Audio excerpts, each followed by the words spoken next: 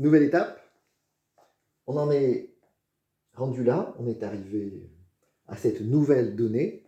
0,85 puissance t est inférieure à 115 sur 660. Voilà, bon, ok. Alors, on est content, mais du coup, il faut toujours se souvenir, attends, quel est l'objectif? De temps en temps, c'est important de faire le point, donc là, on est là, et de se souvenir, qu'est-ce que je cherche? Ah oui, bah, ce que je cherche, c'est des informations sur t, on veut situer t, on veut savoir il est où? Il est plus grand, plus petit que quoi? Bon. Donc là, on recompare, on compare à nouveau, et du coup, on va avoir t qui est à gauche dans les deux cas. On va avoir des nombres qui sont à droite du signe dans les deux cas, et puis on a un signe, voilà. On n'est pas sûr que ça soit comme ça, mais ça va être quelque chose comme ça. Et alors, qu'est-ce qui n'est pas pareil? Donc, on met en rouge, c'est celui-là.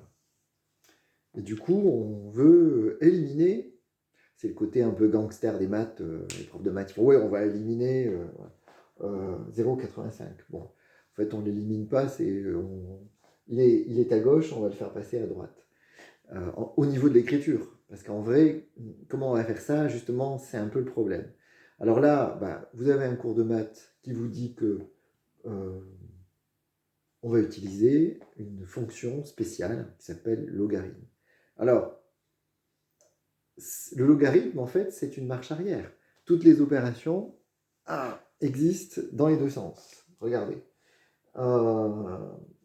Si dans un sens, vous faites plus, dans l'autre, vous faites moins. Si dans un sens, vous faites multiplier, dans l'autre sens, vous faites diviser. C'est quand même pratique quand vous inventez le vélo, d'inventer le frein. Parce que si vous avez inventé l'accélérateur, mais que vous n'avez pas inventé le frein, l'accident n'est pas loin. Donc, à chaque fois qu'on a une opération mathématique, bah, on va trouver l'opération qui permet de faire le contraire, la marche arrière, si vous préférez. Donc là, on avait t, on a fait un truc et on arrive à une puissance. Donc là, on va mettre puissance. Faut pas trop chercher comment on pourrait écrire ça en maths, quoi. Et du coup, dans l'autre sens, comment on fait pour aller? Ben là, en fait, c'est logarithme. Bon, là, c'est le cours sur les logarithmes, si vous voulez en savoir plus. Mais l'idée, c'est, il y a une opération qui marche dans un sens. On veut revenir où on veut, en fait, décortiquer. On est toujours sur notre histoire de la clémentine qu'on va éplucher, etc. Pour arriver au morceau qui nous intéresse, nous.